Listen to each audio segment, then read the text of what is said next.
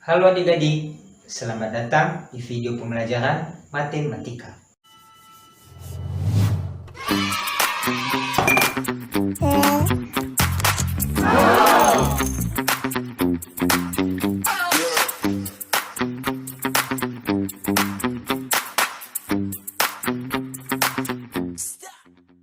Baik adik-adik, materi yang kita pelajari pada pembelajaran kali ini merupakan materi statistika.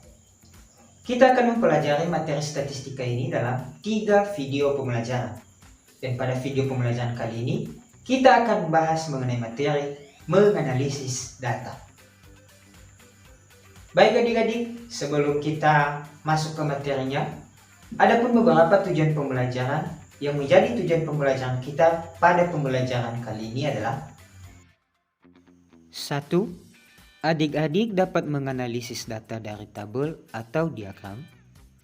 Kedua, adik-adik dapat menyelesaikan permasalahan yang berkaitan dengan distribusi data dalam diagram untuk mengambil keputusan dan memberikan prediksi. Nah, adik-adik, materi statistika yang akan kita pelajari ini merupakan materi lanjutan dari statistika yang sudah adik-adik pelajari di kelas 7 mengenai penyajian data. Jadi, materi yang akan kita pelajari di statistika ke depan ini adalah materi yang berkaitan dengan materi yang sudah adik-adik pelajari di kelas 7. Apakah adik-adik masih ingat apa itu yang dimaksud dengan statistika?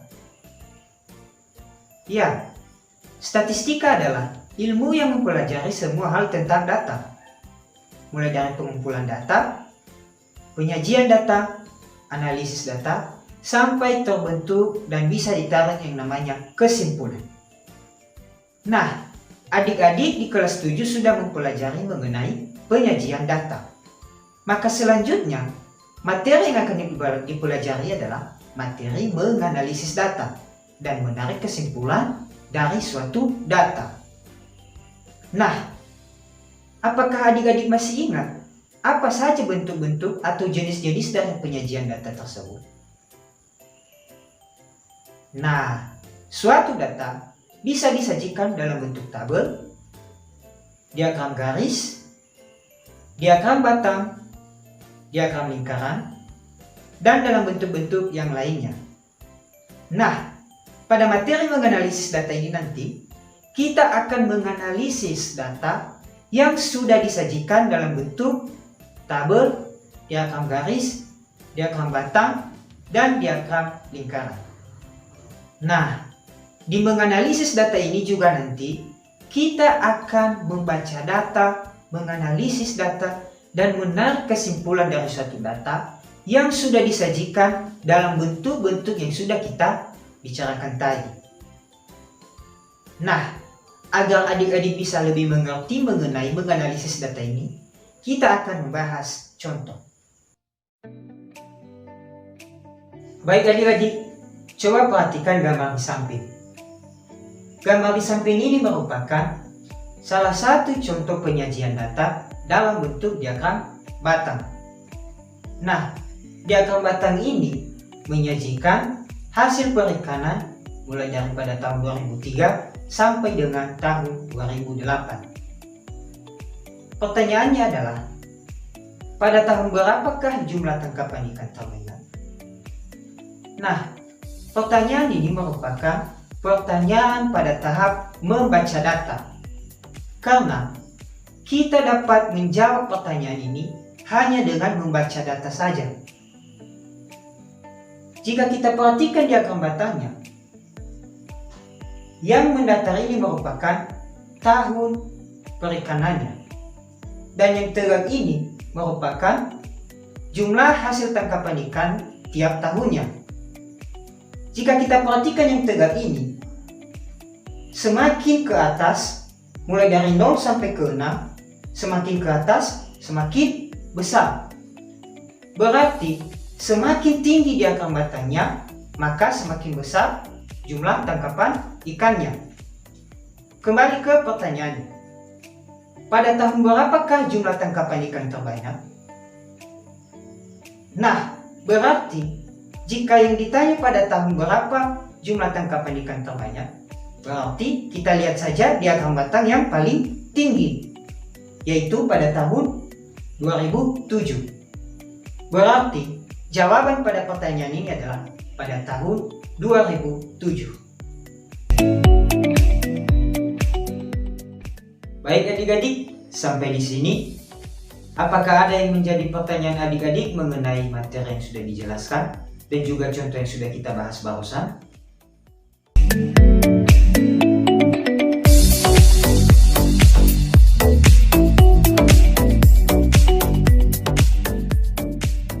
Baik, jika sudah mengerti, kita akan lanjut ke pembahasan yang selanjutnya. Pertanyaan selanjutnya. Berapakah selisih antara jumlah tangkapan ikan terbanyak dengan jumlah tangkapan ikan paling sedikit? Nah, pertanyaan ini merupakan pertanyaan pada tahap menganalisis. Karena kita tidak dapat menjawab pertanyaan ini hanya dengan membaca data saja. Tetapi kita perlu menganalisis data supaya kita memperoleh jawaban dari pertanyaan ini. Jika kita perhatikan tadi diagram batangnya, semakin ke atas semakin besar jumlah tangkapannya. Berarti semakin ke bawah semakin kecil jumlah tangkapannya. Pertanyaannya tadi, berapa selisih antara jumlah tangkapan ikan terbanyak dengan jumlah tangkapan ikan paling sedikit? Jumlah tangkapan ikan terbanyak tadi kan berada pada tahun 2007 dengan jumlah tangkapan sebanyak 5.000 ton.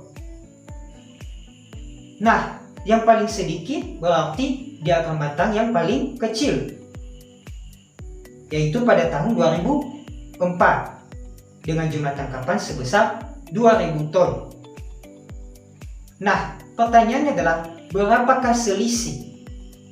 Karena pertanyaannya merupakan selisih, berarti kita mengurangi jumlah tangkapan ikan terbanyak dengan jumlah tangkapan ikan yang paling sedikit. Sehingga 5.000 ton dikurang 2.000 ton, hasilnya 3.000 ton. Berarti selisih dari jumlah tangkapan ikan terbanyak dengan jumlah tangkapan ikan paling sedikit adalah 3.000 ton. Baik adik-adik, apakah ada hal yang masih belum adik-adik mengerti mengenai penjelasan dari contoh yang sudah kita bahas tadi?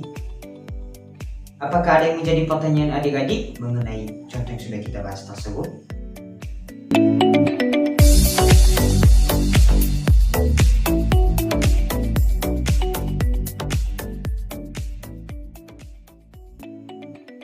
Nah, jika memang sudah mengerti, kita akan lanjut ke pembahasan yang selanjutnya.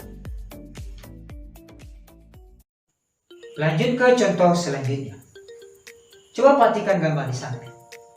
Gambar di samping ini merupakan salah satu contoh penyajian data dalam bentuk diagram lingkaran yang menyajikan mengenai data flash disk milik Reta yang berkapasitas 4000 MB yang berisikan tentang file buku data buku ajar matematika, file musik, file foto, dan data file-file lainnya.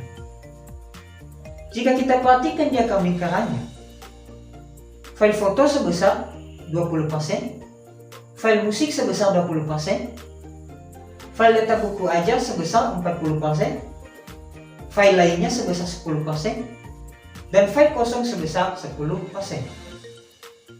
Pertanyaannya adalah, jika Reta ingin menambahkan data buku ajar baru yang berkapasitas 750 MB, apakah flash disk milik Reta masih bisa mencukupi? Nah, pertanyaan ini merupakan pertanyaan pada tahap menarik kesimpulan. Karena selain membaca data dan menganalisis data, kita menarik kesimpulan hasil analisis kita. Kembali ke pertanyaannya, jika Reta ingin menambahkan file data buku ajar baru sebesar 750 MB, artinya bahwa file data buku ajar baru ini akan menempati file kosong yang ada di flash disk milik Reta. Karena file kosong ini merupakan file yang bisa diisi apa saja tanpa mengganggu file-file yang lainnya. Jika kita perhatikan di diagram lingkarannya, file kosong sebesar 10%. Nah, berarti apakah yang 10% ini cukup untuk memenuhi file data buku ajar baru yang akan diisi oleh Reta? File data buku ajar baru tadi sebesar 750 MB. Berarti kita mencari dulu terlebih dahulu file kosong yang 10% ini dalam kapasitas MB. Jika tadi kapasitas flash disknya adalah 4000 MB, berarti kita mencari berapakah yang 10% dari 4000 MB tersebut. Nah, 10% kan sama dengan 10/100. Berarti yang 10/100 ini kita kalikan dengan 4000 MB dari total kapasitas flash disk milik Reta tersebut. Sehingga 10/100 dikali 4000 MB. Nah, 10/100 sama dengan 0,1. Berarti 0,1 dikali 4000 MB. Nah, 0,1 dikali 4000 MB hasilnya 400 MB. Berarti file kosong sebesar 400 MB. Tadi file data buku ajar baru yang akan diisi oleh Reta sebesar 750 MB. Nah, jika kita lihat 750 MB lebih besar daripada 400 MB. Berarti bisa kita simpulkan bahwa yang 750 MB ini tidak bisa dimasukkan lagi dalam file flash disk milik Reta karena kapasitas file kosong hanya sebesar 400 MB, sedangkan file yang akan diisi sebesar 750 MB. Berarti file data buku ajar baru yang akan diisi oleh Reta tidak dapat dimasukkan ke dalam flash disk milik Reta. Jadi kapasitas atau flash disk milik Reta tidak mencukupi. Baik adik-adik, apakah ada hal yang masih belum adik-adik mengerti mengenai penjelasan dari contoh yang sudah kita bahas tadi? Apakah ada yang menjadi pertanyaan adik-adik mengenai contoh yang sudah kita bahas tersebut?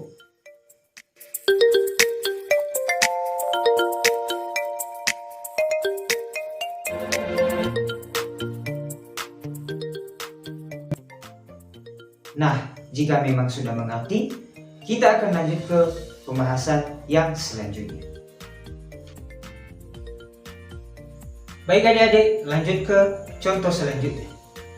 Coba perhatikan gambar di samping. Gambar di samping ini merupakan salah satu contoh penyajian data dalam bentuk diagram garis yang menyajikan mengenai jumlah kelahiran tiap tahun di Desa Sukamakmur. Nah, jika kita perhatikan diagram garisnya, yang mendatar ini merupakan tahun tiap kelahiran, dan yang berdiri tegak merupakan jumlah kelahiran tiap tahunnya. Jika kita lihat, semakin ke atas yang tegak ini, semakin besar. Berarti semakin ke atas atau semakin ke lebih tinggi, berarti jumlah kelahirannya semakin besar. Nah, pertanyaannya adalah 1. Tentukan banyak kelahiran pada tahun 2003, 2004, dan seterusnya. 2. Pada tahun berapakah jumlah kelahiran paling tinggi? Dan berapakah jumlah kelahiran paling rendah? Nah, kedua pertanyaan ini merupakan pertanyaan pada tahap membaca data. Karena kita bisa menjawab kedua pertanyaan ini hanya dengan membaca data saja, tanpa melakukan analisis. Nah, pertanyaan pertama, tentukan banyak kelahiran pada tahun 2003, 2004, dan seterusnya. Jika kita perhatikan diagram garisnya, seperti yang kita katakan tadi bahwa semakin ke atas atau semakin tinggi diagram garisnya berarti jumlah kelahirannya semakin besar. Nah, coba kita perhatikan diagram garisnya. Di diagram garisnya menunjukkan tahun dan jumlah kelahiran tiap tahunnya. Jika kita lihat pada tahun 2001, jumlah kelahirannya sebesar 7. Pada tahun 2002 sebesar 10.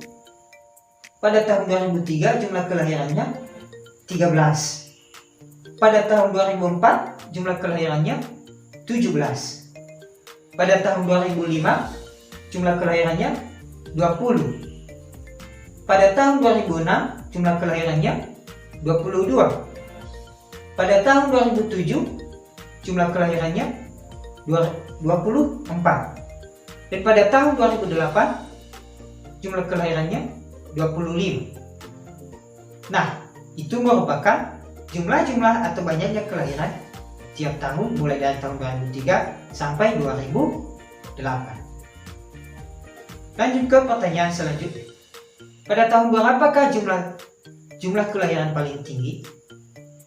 Seperti yang kita katakan tadi, semakin besar berarti jumlah kelahirannya semakin tinggi. Berarti kita lihat saja diagram garis yang paling tinggi, yaitu berada pada tahun 2008, yaitu sebesar 25 kelahiran. Selanjutnya, berapakah jumlah kelahiran paling rendah?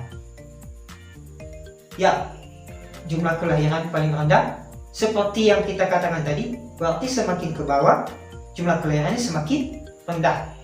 Berarti kita lihat saja jumlah kelahiran yang paling, kita lihat saja diagram garis yang paling rendah, yaitu berada pada tahun 2001 sebesar atau sebanyak 7 kelahiran. Lanjut ke pertanyaan selanjutnya. Pada tahun 2008 terdapat 25 kelahiran.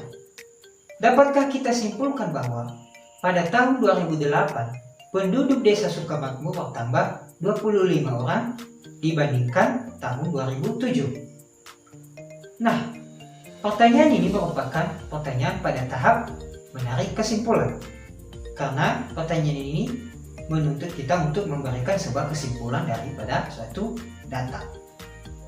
Kembali ke pertanyaannya. Pada tahun 2008 terdapat 25 kelahiran. Dapatkah kita simpulkan bahwa pada tahun 2008 penduduk desa Sukamakmur bertambah 25 orang dibandingkan tahun 2007? Jawabannya adalah ya, bertambah sebesar 25 kelahiran. Karena dengan adanya kelahiran sebanyak 25, maka penduduk desa juga bertambah sebesar 25 orang dibandingkan dengan tahun 2007. Karena yang kita bandingkan bukan jumlah bayi yang lahir pada 2007 dengan jumlah bayi yang lahir pada 2008. Tetapi yang kita bandingkan adalah tahunnya. Karena pada tahun 2007 patokannya adalah pada 2007 untuk menghitung apakah bertambah sebesar 25 orang pada tahun 2008. Jadi bisa disimpulkan bahwa ya, pada tahun 2008 bertambah penduduk desa Sukamakmur sebesar 25 orang dibandingkan dengan pada tahun 2007.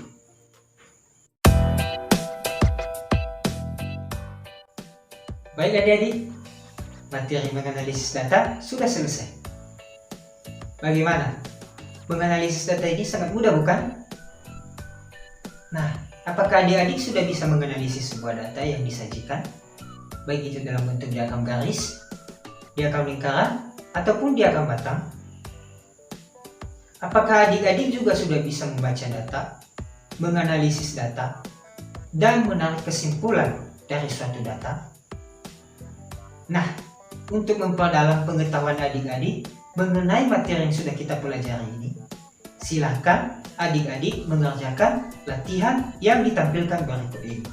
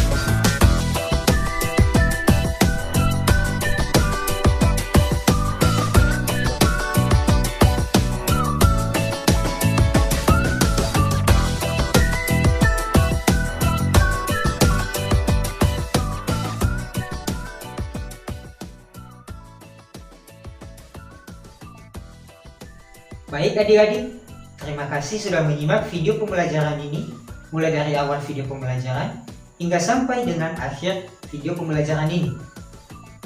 Semoga dengan video pembelajaran ini, adik-adik sudah bisa dapat menganalisis data yang sudah disajikan, baik itu dalam bentuk diagram garis, diagram bata, maupun diagram lingkaran.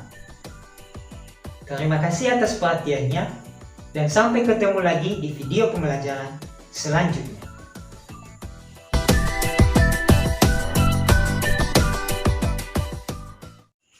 Halo adik-adik, berjumpa kembali di video pembelajaran matematika.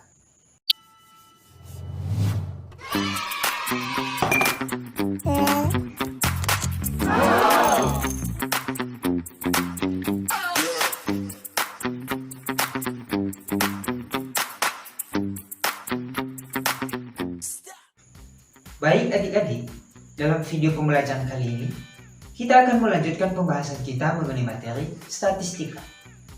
Dan pada pertemuan kali ini, kita akan membahas mengenai materi rata-rata. Sebelum kita masuk ke materinya, ada pun beberapa tujuan pembelajaran yang menjadi tujuan pembelajaran kita pada pembelajaran kali ini, yaitu 1. Adik-adik dapat memahami cara menentukan rata-rata.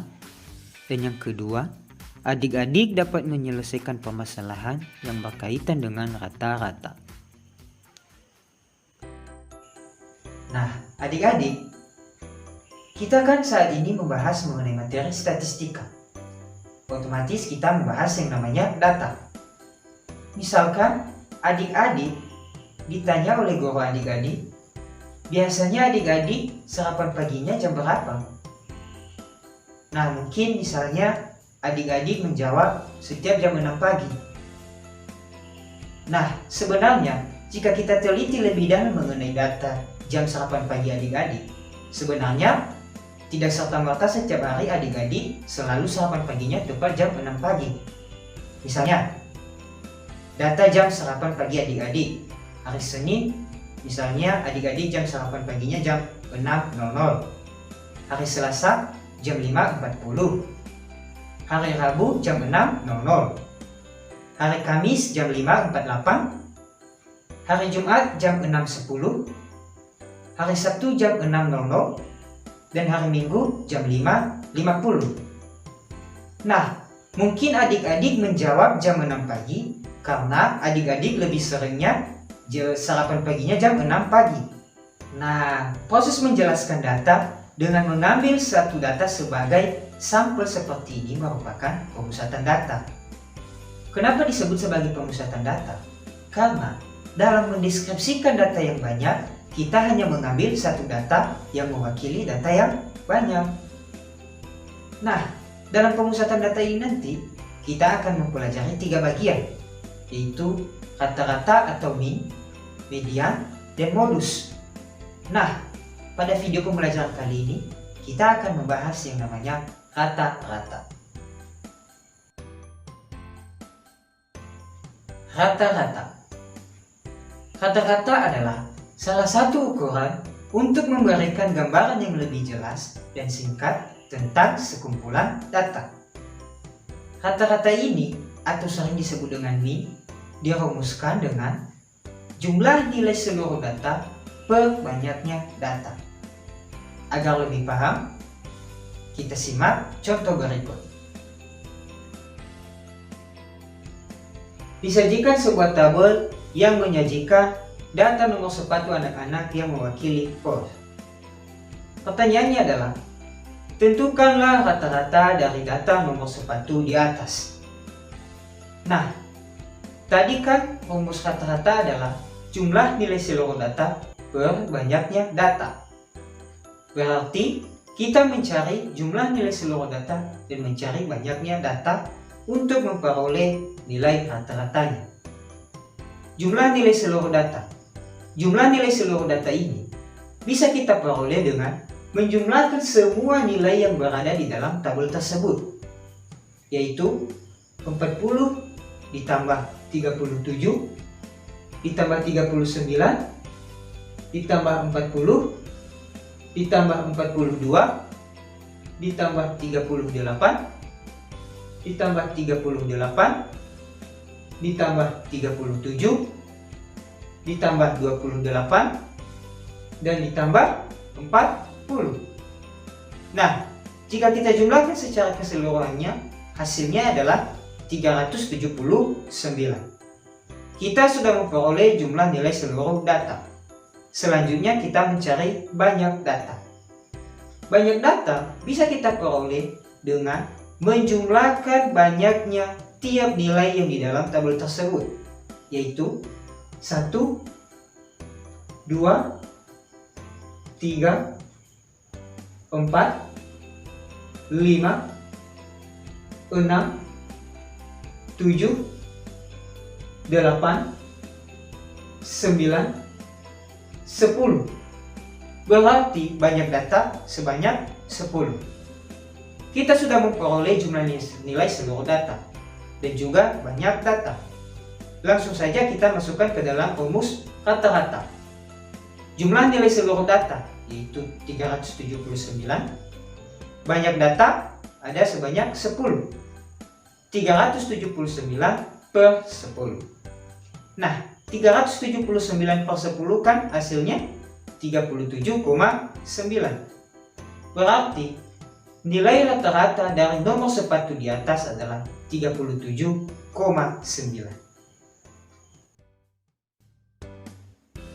Baik adik-adik, sampai di sini. Apakah ada hal yang masih belum adik-adik mengerti mengenai pembahasan yang sudah kita bahas barusan?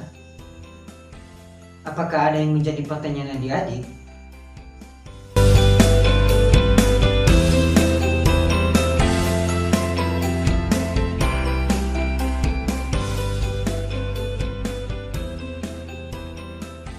Nah, jika memang sudah mengerti, kita akan lanjut ke pembahasan yang selanjutnya.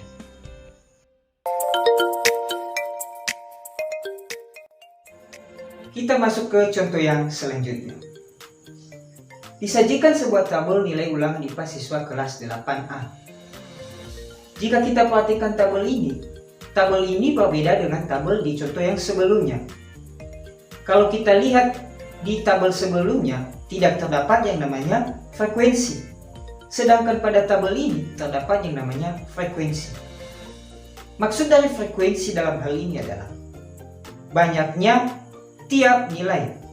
Contoh, nilai 4. Nilai 4 ini memiliki frekuensi 4. Berarti nilai 4 ini ada sebanyak 4 siswa, atau yang memiliki nilai 4 ini ada sebanyak 4 siswa. Selanjutnya, nilai 5. Nilai 5 memiliki frekuensi 5. Berarti banyaknya siswa yang memiliki nilai 5 ini ada sebanyak 5 siswa. Dan begitu juga dengan nilai-nilai yang seterusnya. Berarti frekuensi ini adalah banyaknya nilai atau banyaknya siswa yang memiliki nilai tersebut. Pertanyaannya adalah, tentukanlah rata-rata dari nilai siswa tersebut. Nah, sama seperti di contoh yang sebelumnya, kita menggunakan rumus yang sama, yaitu rata-rata sama dengan jumlah nilai seluruh data per banyak data. Nah, berarti kita juga mencari jumlah nilai seluruh data dan berapa banyak data. Jumlah nilai seluruh data. Jumlah nilai seluruh data ini bisa kita peroleh dengan mengkalikan nilai dan frekuensinya. Kalau di tabel di contoh sebelumnya, karena tidak terdapat frekuensi, maka kita tidak mengkalikannya dengan nilai frekuensi. Sedangkan karena di tabel ini menggunakan yang namanya frekuensi, berarti kita mengkalikan nilai dengan frekuensinya, yaitu 4 dikali 4, ditambah 5 dikali 5, ditambah 6 kali 5, tambah 7 kali 8, tambah 8 kali 7, tambah 9 kali 4, dan ditambah 10 kali 2. Nah, kemudian 4 dikali 4 hasilnya 16, ditambah 5 dikali 5 hasilnya 25, ditambah 6 kali 5 hasilnya 30, ditambah 7 dikali 8 hasilnya 56, ditambah 8 kali 7 hasilnya 56, ditambah 9 kali 4 hasilnya 36, dan ditambah 10 kali 2 hasilnya 20. Kemudian kita menjumlahkan keseluruhannya, yaitu 16 tambah 25 ditambah 30 ditambah 56 ditambah 56 ditambah 36 dan ditambah 20. Berarti hasilnya 239. Nah, kita sudah memperoleh jumlah nilai seluruh data. Selanjutnya kita mencari banyak data. Banyak data ini bisa kita memperolehnya dengan menjumlahkan semua frekuensi yang berada di dalam tabel tersebut, yaitu 4 tambah 5 tambah 5 tambah 8 ditambah 7 ditambah 4 dan ditambah 2. Hasilnya adalah 35. Berarti banyak data ada sebanyak 35. Kita sudah memperoleh jumlah nilai seluruh data dan banyak data. Langsung saja kita masukkan ke dalam rumus rata-ratanya. Jumlah nilai seluruh data 239, banyak data 35. Berarti 239 per 35. 239 per 35 hasilnya 6,82. Jadi rata-rata nilai ulangan IPA siswa kelas 8A tersebut adalah 6,82. Nah, bagaimana? Apakah adik-adik sudah mengerti mengenai penyelesaian contoh soal tersebut? Atau ada yang menjadi pertanyaan adik-adik mengenai contoh yang sudah kita bahas barusan? Apakah masih ada yang masih belum mengerti?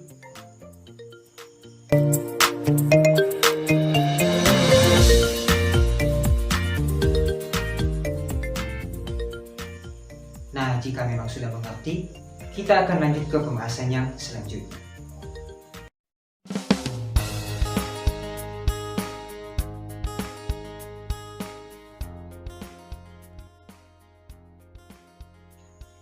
Baik adik-adik, kita akan membahas contoh yang selanjutnya. Rata-rata nilai ulangan matematika susulan dari 11 orang siswa adalah 7,2. Jika nilai ulangan Romi tidak diikutkan karena dia mengakui bahwa dia mendapatkan jawabannya dari hasil menyontek, nilai rata-rata tersebut berubah menjadi 7,0. Maka tentukanlah nilai dari ulangan Romi. Nah, dari permasalahan ini kita memperoleh dua kejadian, yaitu kejadian pada saat nilai Romi diikutkan dan kejadian pada saat nilai Romi tidak diikutkan. Nah, kita akan membahas satu persatu. Pertama, kita akan membahas ketika nilai Romi diikutkan. Ketika nilai Romi diikutkan, banyak data adalah 11 karena banyak siswa adalah 11 orang siswa. Dengan rata-rata keseluruhan adalah 7,2. Nah, selanjutnya, misalkan atau kita misalkan siswa ini dengan X. Nah, tadi kan rumus rata-rata adalah jumlah nilai seluruh data per banyaknya data. Rata-rata kita peroleh tadi dari soalnya 7,2. Jumlah nilai seluruh data. Jumlah nilai seluruh data ini kan adalah menjumlahkan data-data yang berada di dalam soal. Kebetulan dalam soal ini datanya berupa siswa. Berarti kita menjumlahkan siswanya. Siswa tadi kita misalkan dengan X. Berarti kita menjumlahkan X-nya. Banyak siswa juga ada 11. Berarti X1 ditambah X2 ditambah X3 sampai ke tambah X11. Kemudian banyak data. Banyak data adalah 11 karena banyak siswa adalah 11 orang siswa.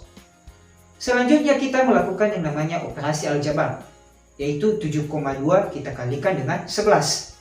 Hasilnya 79,2 sama dengan X1 ditambah X2 ditambah X3 ditambah sampai ke X11.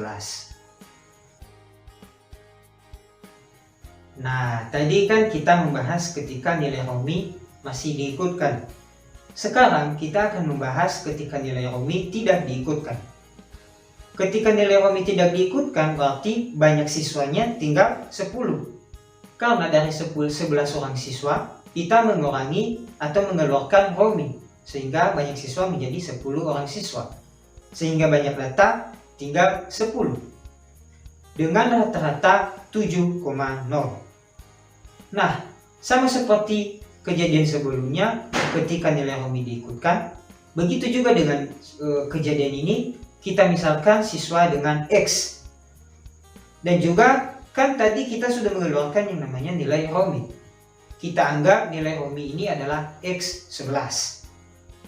Nah, tadi kan rumus rata-rata adalah jumlah nilai seluruh data per banyak data. Rata-rata sama dengan 7,0. Jumlah nilai seluruh data yaitu kita menjumlahkan siswanya. Siswa setelah dikeluarkan Romi adalah tinggal 10. Dan kita misalkan siswa tadi adalah dengan X. Berarti X1 tambah X2 tambah X3 tambah sampai ke X10 per banyak data. Banyak data kan tadi tinggal 10. Sama seperti yang tadi kita melakukan operasi aljabar. 7,0 dikali 10 yaitu 70 sama dengan X1 tambah X2 tambah X3 sampai dengan tambah X10. Nah, kita sudah memperoleh kedua kejadian tersebut, yaitu ketika nilai Romi diikutkan kita memperoleh 79,2 sama dengan X1 tambah X2 tambah X3 sampai ke tambah X11. Dan ketika nilai Romi tidak diikutkan, kita memperoleh 70 sama dengan X1 tambah X2 tambah X3 sampai tambah ke X10. Nah, untuk memperoleh nilai Romi, kita mengurangi dari kedua kejadian ini. Sehingga 79,2 dikurang 70 hasilnya 9,2. X1 tambah X2 tambah X3 sampai tambah ke X11 dikurang X1 tambah X2 tambah X3 sampai ke tambah X10. Nah, kan X1 tambah X11 ini sampai tambah ke X11 ini sama-sama mereka memperoleh X1 sampai tambah ke X10. Berarti mereka bisa sama-sama saling mengurangi, sehingga hasilnya adalah tinggal sisa X11. Berarti 9,2 sama dengan X11. Nah, tadi kan kita sudah memisalkan X11 ini adalah nilai Romi. Berarti nilai Romi adalah, atau nilai ulangan matematika dari Romi adalah 9,2. Nah, sampai di sini. Sebelum kita lanjut ke pembahasan yang selanjutnya, apakah ada yang menjadi pertanyaan adik-adik? Apakah ada hal yang masih belum adik-adik mengerti mengenai cara penyelesaian contoh soal yang sudah kita bahas barusan?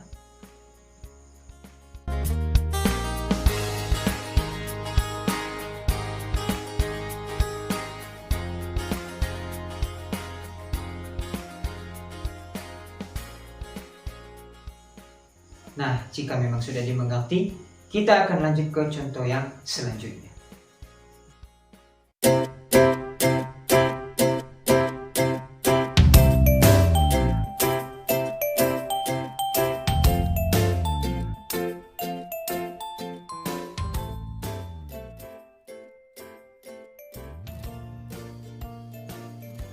Baik adik-adik, kita akan membahas satu contoh lagi. Berikut ini adalah data nilai ujian matematika 20 siswa kelas 8E SMP Ceria. Tentukanlah rata-rata dari nilai siswa tersebut. Nah, untuk mengerjakan soal seperti ini atau mencari rata-rata dari soal yang seperti ini, kita terlebih dahulu membuat tabel nilai dan frekuensi tiap-tiap nilai seperti berikut. Kemudian nilai ini kita isi dengan nilai-nilai yang terdapat di data yang sudah disajikan tersebut, yaitu 50, 60, 70, 80, 90, dan 100. Frekuensi. Seperti yang kita jelaskan sebelumnya bahwa frekuensi ini adalah banyaknya data dari nilai tersebut. Nilai 50 ada sebanyak 1, sehingga frekuensinya 1. Nilai 60 ada sebanyak 3, berarti frekuensinya adalah 3.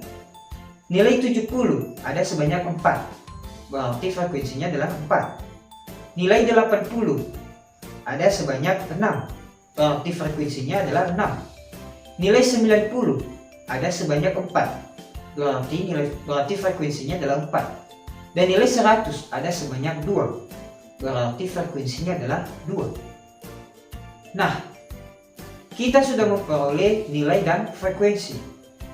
Seperti di contoh yang sudah kita bahas sebelumnya, jika terdapat nilai dan frekuensi, maka untuk mencari rata-ratanya adalah sama seperti di contoh yang sebelumnya, tetap menggunakan rumus yang sama, yaitu rata-rata sama dengan jumlah nilai seluruh data per banyak data.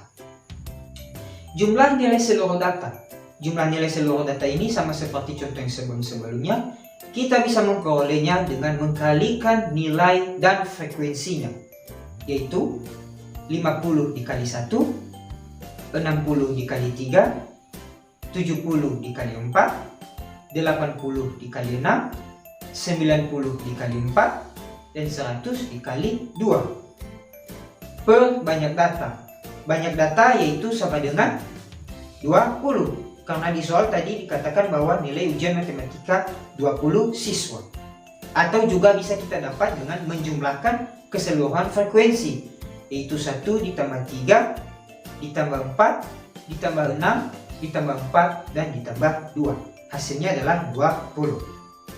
Selanjutnya, kita mengkalikan, tadi kan kita sudah mengkalikan nilai dan frekuensi, sehingga hasilnya 50 kali 1 sama dengan 50, 60 kali 3 hasilnya 180, 70 kali 4 hasilnya 280, 80 kali 6 hasilnya 480, 90 kali 4 hasilnya 360, dan 100 kali 2 hasilnya 200 per 20. Kemudian kita menjumlahkan keseluruhannya yang jumlah nilai seluruh data. Hasilnya 1550 per 20. Hasilnya adalah 77,5. Jadi, rata-rata dari nilai siswa tersebut adalah 77,5.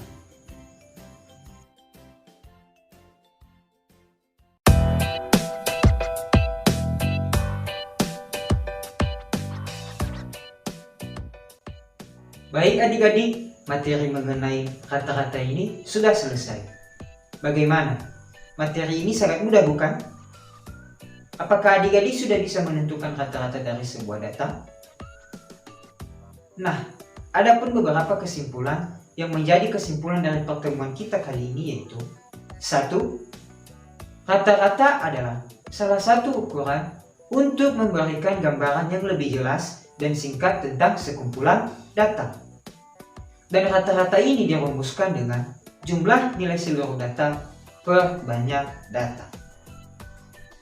Agar adik-adik dapat lebih memahami dengan materi ini, silakan adik-adik mengerjakan latihan yang ditampilkan berikut ini.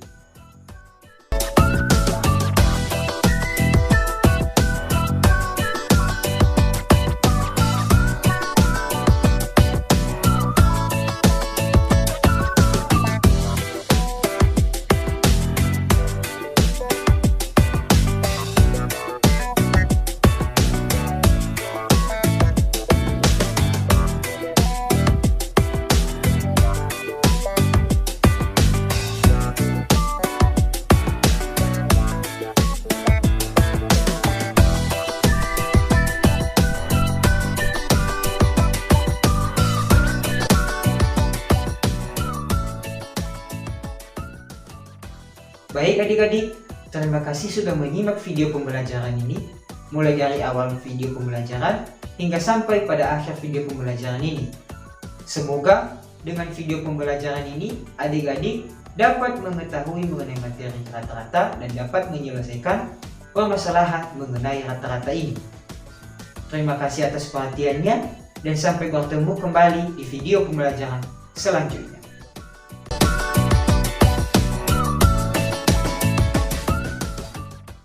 Halo adik-adik, berjumpa kembali di video pembelajaran matematika.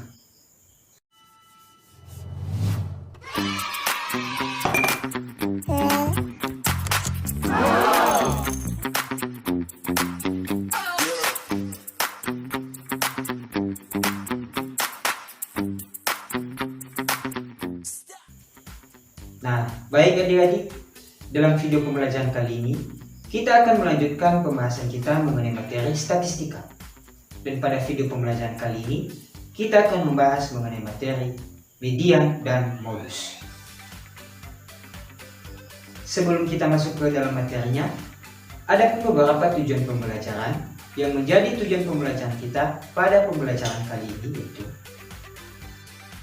1.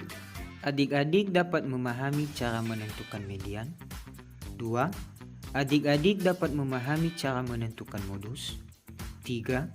Adik-adik dapat menyelesaikan masalah yang berkaitan dengan median. Dan yang keempat, adik-adik dapat menyelesaikan masalah yang berkaitan dengan modus.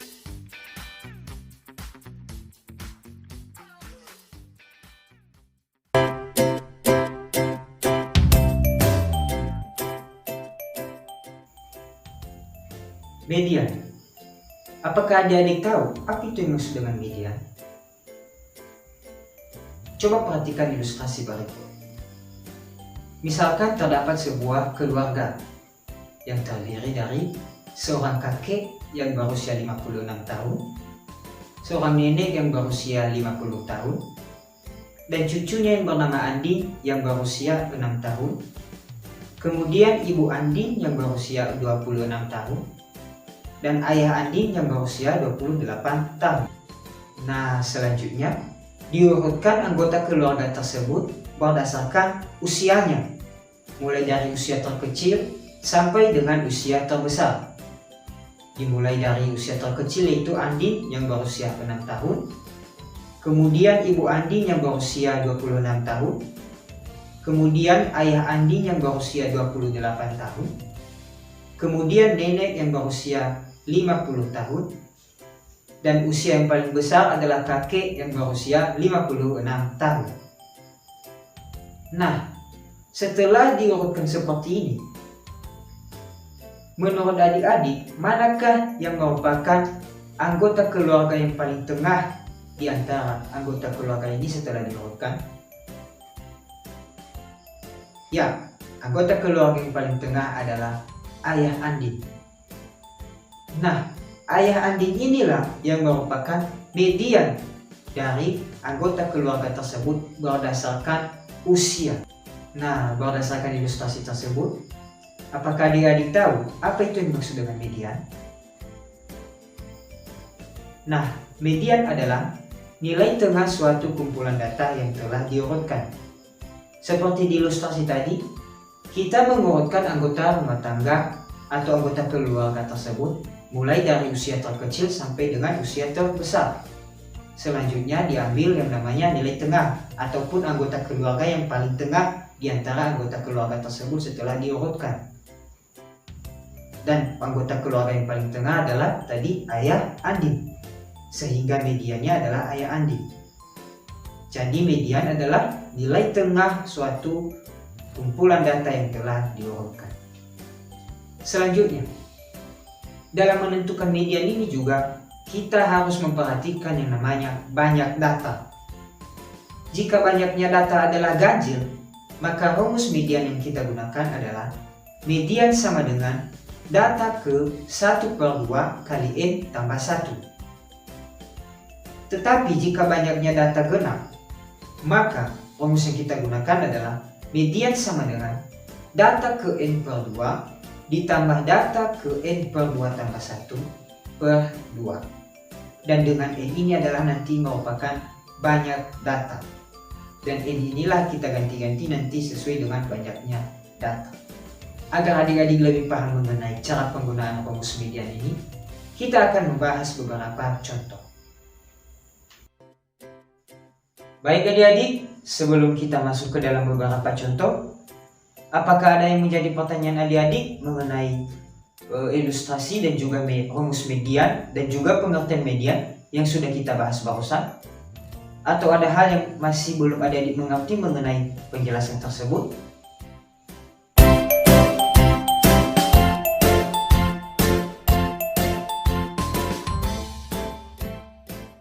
Baik, jika memang sudah dimengerti, kita akan lanjut ke contoh.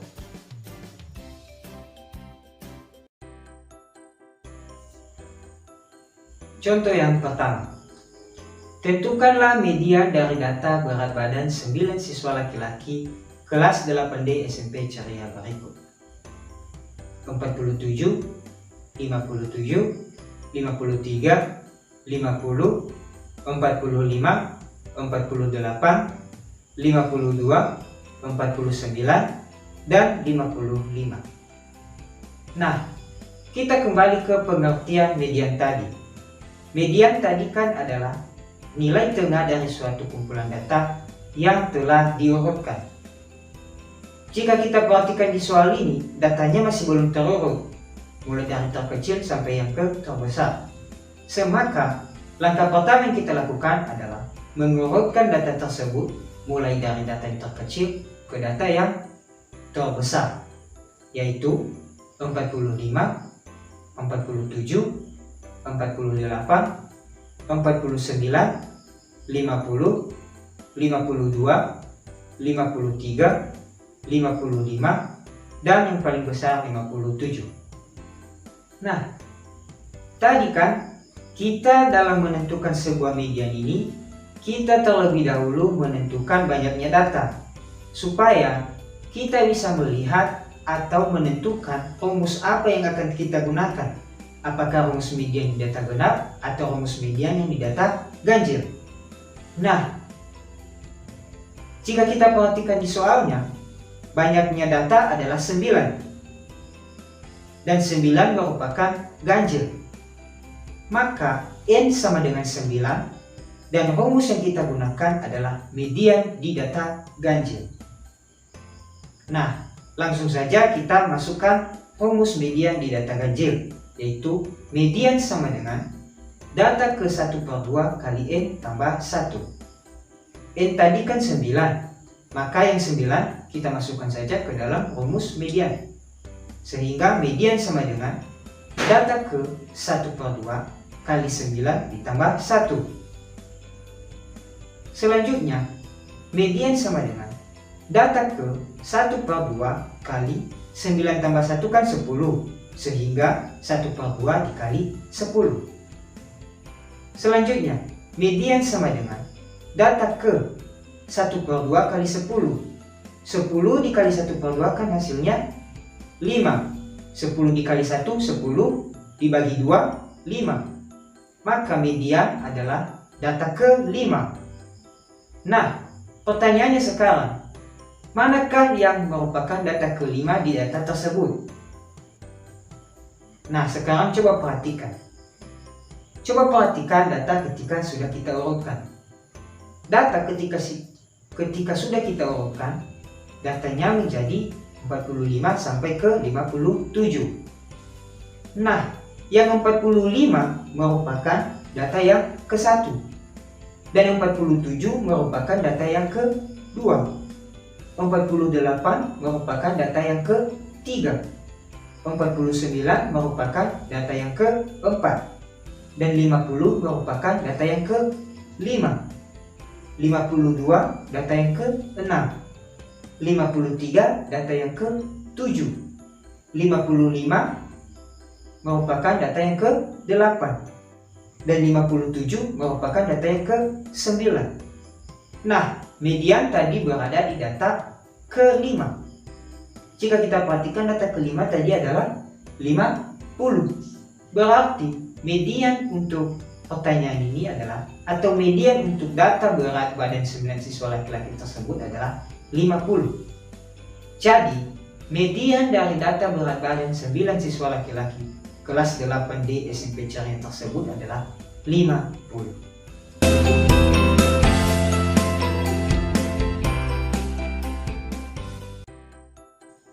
Nah, berdasarkan contoh yang sudah kita bahas tadi, apakah ada yang menjadi pertanyaan adik-adik mengenai contoh tersebut? Atau ada hal yang masih belum adik-adik mengerti mengenai cara pengerjaan dari cara penyelesaian contoh tersebut? Atau cara penggunaan rumus dari median tersebut?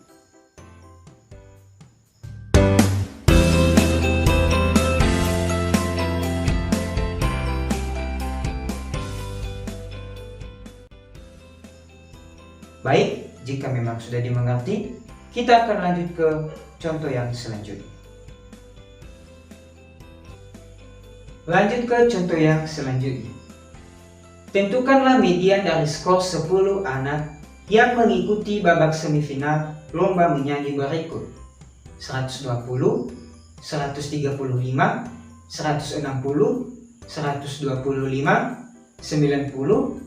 205, 160, 175, 105, dan 145. Sama seperti di soal sebelumnya, terlebih dahulu kita melihat apakah data tersebut sudah terurut mulai dari terkecil atau yang sampai ke yang terbesar. Jika kita perhatikan, datanya masih belum terurut.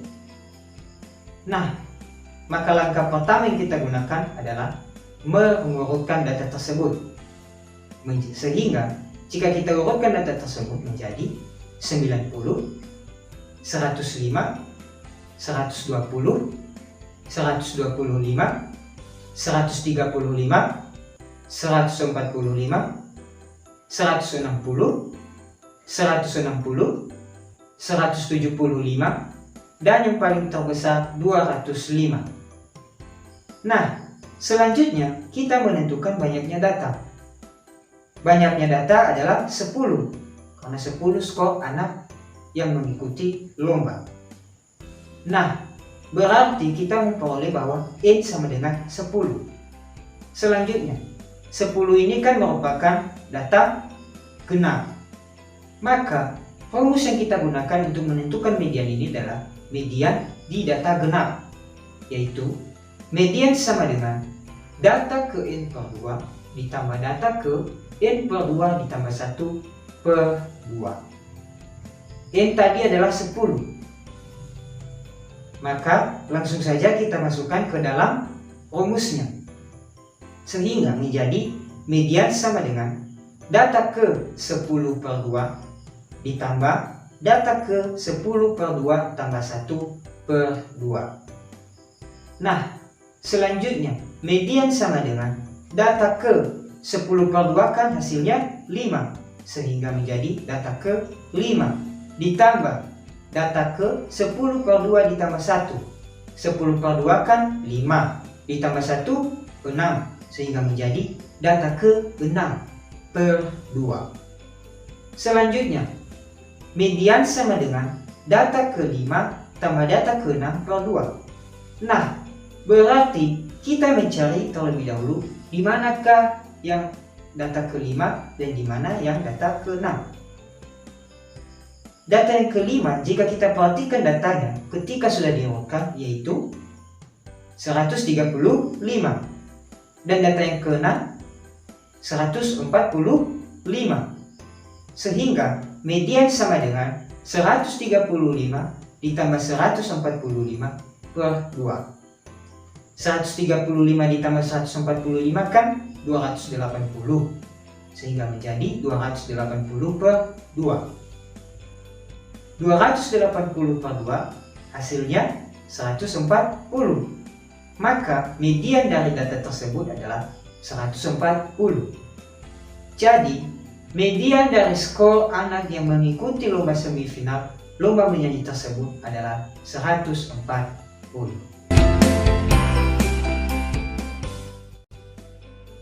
Nah, berdasarkan contoh yang sudah kita bahas tadi, apakah ada yang menjadi pertanyaan adik-adik mengenai contoh tersebut?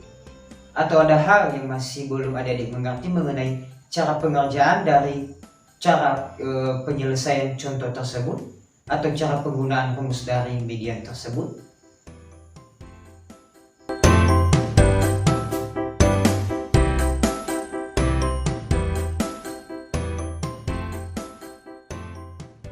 Baik, jika memang sudah dimengerti, kita akan lanjut ke pembahasan yang selanjutnya.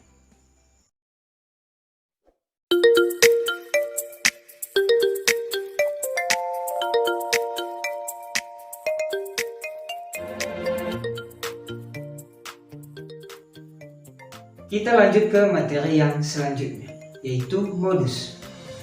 Apakah adik-adik tahu apa itu maksud dengan modus?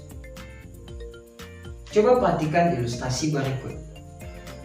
Misalkan terdapat sebuah keluarga yang terdiri dari seorang kakek yang berusia 56 tahun, seorang nenek yang berusia 50 tahun, dan dua orang cucunya yang bernama Andin dan Bayu yang sama-sama berusia 6 tahun. Kemudian ibu Andin dan Bayu yang berusia 26 tahun. Dan selanjutnya ayah Andin dan Bayu yang berusia 28 tahun. Nah, jika kita perhatikan usia mereka, terdapat usia yang sama, yaitu 6 tahun. Ada sebanyak 2 orang. Nah, yang usia 6 tahun inilah yang merupakan modus dari usia keluarga tersebut. Karena usia yang 6 tahun ada sebanyak 2, sedangkan usia yang lain hanya sebanyak 1. Nah, berdasarkan ilustrasi tersebut, apakah itu yang dimaksud dengan modus? Ya, modus adalah nilai yang sering muncul dari suatu kumpulan data. Jika kita perhatikan di ilustrasi tadi, yang sering muncul adalah 6 tahun. Karena muncul sebanyak 2 kali, sedangkan usia yang lainnya hanya muncul sebanyak 1 kali. Nah, jadi modus dari persoalan tersebut tadi adalah 6 tahun. Nah, ada pun beberapa hal yang perlu diperhatikan dalam modus ini, yaitu 1. Pada suatu data bisa jadi terdapat lebih dari 1 modus. Kedua, pada suatu data bisa jadi tidak terdapat modus dalam data tersebut. Baik adik-adik, berdasarkan ilustrasi tadi dan juga mengenai pengertian modus dan juga mengenai beberapa hal yang perlu diperhatikan dalam modus ini, apakah ada hal yang masih belum adik-adik mengerti? Atau ada yang menjadi pertanyaan adik-adik?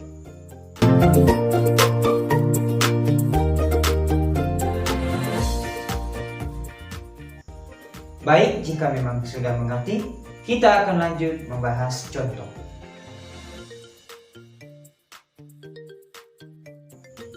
Agar adik-adik lebih paham mengenai modus ini, kita akan membahas beberapa contoh.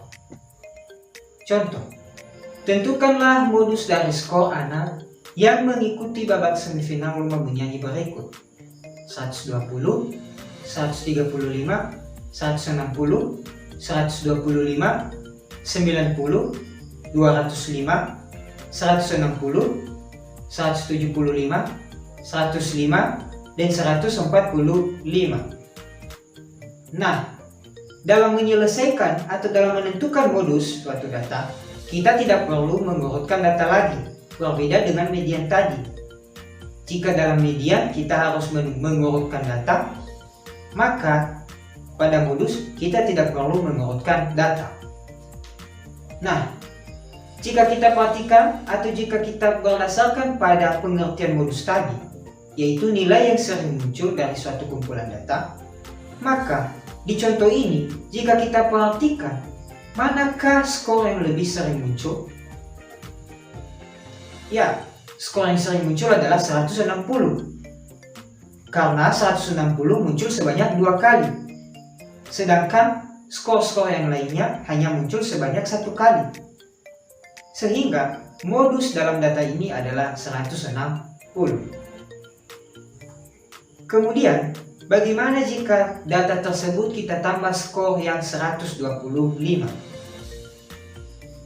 Nah, jika kita perhatikan, angka atau skor yang sering muncul adalah 160 dan 125. Karena 160 muncul sebanyak 2 kali. 125 muncul sebanyak 2 kali, sedangkan skor-skor yang lainnya muncul sebanyak 1 kali. Maka modus dari data tersebut adalah 125 dan 160. berarti modusnya ada 2. Sekarang, bagaimana juga jika data tersebut kita kurangi atau kita hilangkan yang skor 160 dan skor yang 125?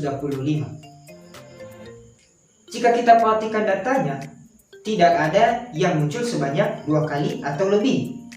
Semuanya hanya muncul sebanyak 1 kali, mulai dari 120 sampai ke 105. Artinya bahwa dalam persoalan ini atau dalam data ini tidak terdapat modus, karena tidak ada skor yang muncul sebanyak 2 kali atau lebih dari skor-skor yang lainnya. Jadi tidak terdapat modus dalam data tersebut. Nah, bagaimana? Apakah adik-adik bisa membedakan mana yang tidak terdapat modus, mana yang terdapat modus, dan mana yang memiliki lebih dari 1 modus?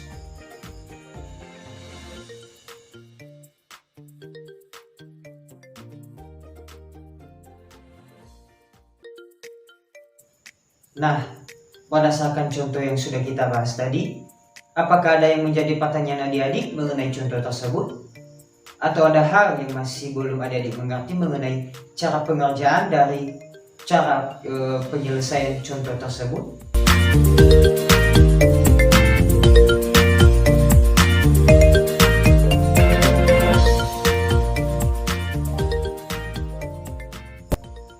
Baik, jika memang sudah dimengerti, kita akan lanjut ke contoh yang selanjutnya.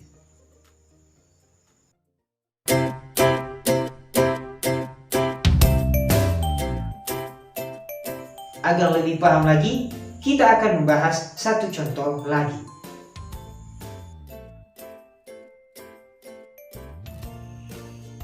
Tentukan median dan modus dari data berikut. Disajikan sebuah tabel yang memiliki nilai dan frekuensi. Nah, kita disuruh untuk menentukan median dan modus. Pertama, kita mencari median. Seperti di contoh-contoh yang sebelumnya, dalam menentukan median ini, langkah pertama yang kita lakukan adalah dengan mengurutkan datanya. Jika kita perhatikan datanya, ternyata datanya sudah terurut, maka kita tidak mengurutkan datanya lagi. Maka langkah selanjutnya adalah kita mencari atau menghitung jumlah banyaknya data untuk menentukan rumus median apa yang akan kita gunakan. Nah, kita menghitung saja banyaknya frekuensi untuk mengetahui banyaknya data. Jika kita hitung keseluruhan dari frekuensinya, yaitu 45, maka N sama dengan 45. Dan ternyata 45 adalah angka ganjil. Maka rumus median yang kita gunakan adalah median di data ganjil, yaitu median sama dengan data ke 1/2 dikali N tambah 1. Kan tadi N sama dengan 45, maka N yang 45 langsung saja kita substitusikan ke dalam rumus median, sehingga menjadi median sama dengan data ke 1/2 dikali N. N-nya sama dengan 45, maka 45 ditambah 1. Selanjutnya, median sama dengan data ke 1/2, 45 ditambah 1 hasilnya 46. Maka median sama dengan data ke 1/2 dikali 46. Nah, 1/2 dikali 46 kan hasilnya 23. Itu 46 dikali 1, 46. Dibagi 2, 23. Maka median sama dengan data ke 23. Berarti mediannya terletak di data yang ke 23. Pertanyaannya adalah, di manakah letak atau nilai yang data yang ke 23? Nah, coba perhatikan. Cara mencari data dalam hal ini berbeda dengan di soal-soal yang sebelumnya. Karena di soal ini memiliki yang namanya frekuensi. Sedangkan di soal-soal yang sebelumnya yang sudah kita kerjakan, tidak ada yang namanya frekuensi. Nah, untuk mengetahui data yang ke-23 pada persoalan ini, kita membutuhkan tabel lagi, yaitu tabel frekuensi kumulatif. Frekuensi kumulatif adalah jumlah akhir atau jumlah terbaru semua frekuensi sampai batas tertentu. Contohnya nilai yang 55 memiliki batas frekuensi tertentu. Begitu juga nilai yang 60 memiliki frekuensi batas tertentu. Dan begitu juga dengan nilai-nilai yang selanjutnya. Nah, langsung saja kita mencari frekuensi kumulatif tiap-tiap nilai. Untuk nilai yang 55, karena nilai 55 ini merupakan data yang pertama, maka frekuensi kumulatifnya adalah langsung frekuensinya, yaitu 5. Selanjutnya, yang nilai 60. Caranya adalah dengan menjumlahkan frekuensi kumulatif sebelumnya dengan frekuensi nilai yang kita cari. Nilai yang kita cari kan 60. Berarti kita menambahkan atau menjumlahkan 5 ditambah 7. Hasilnya 12. Begitu juga dengan nilai yang 65. Kita jumlahkan 12 ditambah 6. Hasilnya 18. Begitu juga dengan nilai yang 70. Kita jumlahkan 18 ditambah 6. Hasilnya 24. Begitu juga dengan nilai yang 75. Kita jumlahkan 24 ditambah 5. Hasilnya 29. Begitu juga dengan nilai yang 80. Kita jumlahkan 29 ditambah 9. Hasilnya 38. Begitu juga dengan nilai yang 85. Kita jumlahkan 38 ditambah 7. Hasilnya 45. Nah, kita sudah memperoleh frekuensi kumulatif tiap-tiap nilai. Langsung saja kita mencari median yang data ke-23. Caranya adalah kita mencari frekuensi kumulatif yang dekat dengan 23. Tidak lebih, bisa kurang, tetapi lebih mendekati dengan yang 23. Langsung saja kita lihat di frekuensi kumulatifnya. Jika kita perhatikan frekuensi kumulatifnya, nilai atau frekuensi kumulatif yang dekat dengan data ke-23 atau 23 adalah 24. Maka mediannya adalah 70. Kita mengambil yang 70 karena yang data ke-23 lebih dekat dengan 24. Kalau kita memilih yang 29 sudah melebihi dari 23. Dan jika kita memilih yang 18 sebelum 24, maka lebih kurang atau lebih menjauhi dari yang 24. Karena yang 24 lebih dekat dengan 23. Maka mediannya adalah 70. Selanjutnya, modus. Seperti di contoh-contoh yang sebelumnya, langsung saja kita melihat frekuensi yang besar atau yang banyak, yaitu 80. Yang nilai 80 memiliki frekuensi 9. Jadi, modus dari data tersebut adalah 80. Jadi, median dari data tersebut adalah 70 dan modusnya adalah 80.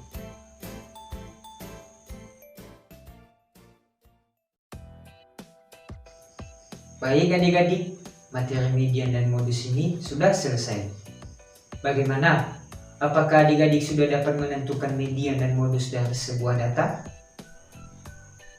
Nah, ada pun beberapa kesimpulan dari pertemuan kita kali ini, yaitu 1. Median adalah nilai tengah suatu kumpulan data yang telah diurutkan. Kemudian dalam menentukan median ini kita menggunakan dua rumus, yaitu jika datanya ganjil maka median sama dengan data ke-1/2 dikali n tambah 1. Jika datanya genap maka median sama dengan data ke n/2 ditambah data ke n/2 tambah 1/2, dengan n merupakan banyak data. Kedua, modus adalah nilai yang sering muncul dari suatu kumpulan data. Adapun beberapa hal yang perlu diperhatikan dalam modus ini, yaitu 1. Pada suatu data bisa jadi terdapat lebih dari satu modus. 2. Pada suatu data bisa jadi tidak terdapat sebuah modus. Nah, agar adik-adik lebih paham mengenai materi median dan modus ini, silakan adik-adik mengerjakan latihan yang ditampilkan berikut ini.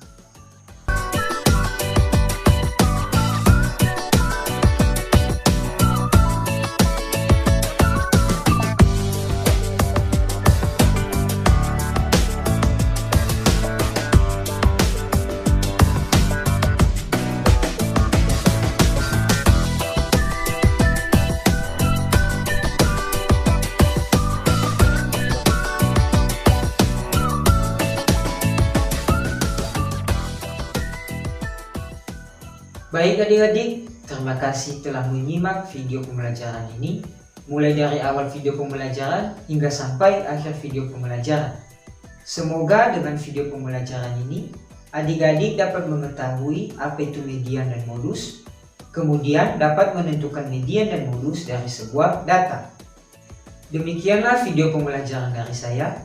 Terima kasih atas perhatiannya dan saya ucapkan terima kasih. Ya, Guru.